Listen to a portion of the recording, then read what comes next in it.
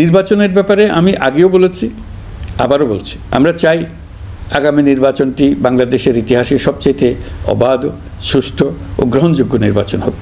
প্রিয় দেশবাসী, আপনারা জানেন ইতিমধ্যে জাতীয় ঐকমত্য কমিশন তাদের কাজ শুরু করেছে।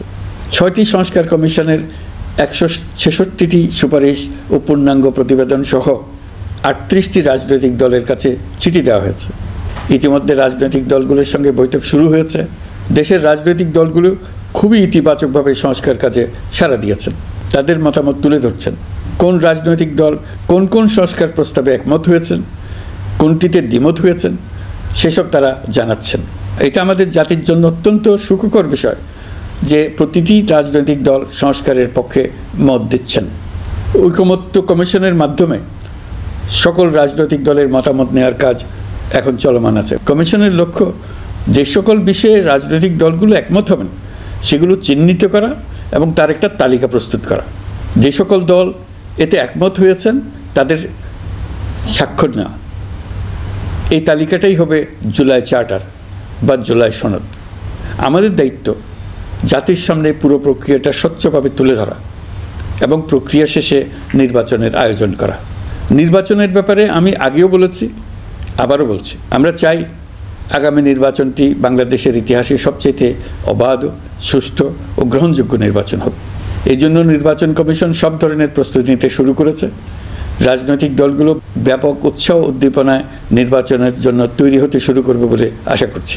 প্রিয় নাগরিকবৃন্দ, আমাদের দেশের নারীরা দীর্ঘ আন্দোলনের মাধ্যমে বহু বছর ধরে অনেক বাধা পেরিয়ে একটু একটু করে সামনে এগিয়ে যাচ্ছে। স্বাধীনতার 54 বছর পরেও এদেশের নারীরা অর্থনৈতিক, রাজনৈতিক, সামাজিক বৈষম্যের শিকার। বাংলাদেশের ইতিহাসে এখন পর্যন্ত যত আন্দোলন সংগ্রাম হয়েছে তার মধ্যে জুলাই গণ অভ্যুত্থানে নারীদের অংশগ্রহণ ছিল সবচেয়ে বেশি। গণ অভ্যুত্থানে নারীরা দুঃসাহসিক ভূমিকা রেখেছে। পুরনোকে দূরে ঠেলে দিয়ে নতুনের ভিত্তি স্থাপনের প্রতিজ্ঞা নিয়েছে। তারা ব্যাপক সংস্কারের কথা বলেছে। সর্বত্র নারীদের ভূমিকা আরও জোরালো করার কথা বলেছে। আমি মনে করি জুলাই গণ অভ্যুত্থান বাংলাদেশের প্রেক্ষিত বদলে দিয়েছে। জুলাইয়ের পর নারীদের অবস্থান ইতিবাচকভাবে পরিবর্তন হবে, সেটাই আমরা চাই। আমরা বাংলাদেশ নিয়ে নতুন করে ভাবতে চাই। আর এই নতুন ভাবনায় নারীদের অবস্থান উচ্চতম পর্যায়ে অগ্রাধিকার পাক, সেটাই আমরা চাই। পরিবারের সকল সদস্য, পাড়া প্রতিবেশী, ধর্মীয় প্রতিষ্ঠান, স্কুল, আপনারা আপনাদের নিজ নিজ অবস্থান থেকে ছেলে শিশু ও মেয়ে শিশুর মধ্যে যেন কোনো বৈষম্য সৃষ্টি না হয় তা নিশ্চিত করুন। আসুন নতুন বাংলাদেশে সবাই মিলে শিশুদের জন্য সুস্থ পরিবেশ নিশ্চিত করি। জুলাই গণ অভ্যুত্থানে অংশ নেওয়া নারীরা তাদের অধিকার প্রতিষ্ঠার ব্যাপারে দৃঢ় প্রতিজ্ঞ। দেশে বিরাজমান বৈষম্যগুলো চিহ্নিত করে নারীর প্রতি সহিংসতা প্রতিরোধ ও বৈষম্য নিরসনে আমাদের প্রত্যেককে একসঙ্গে কাজ করতে হবে।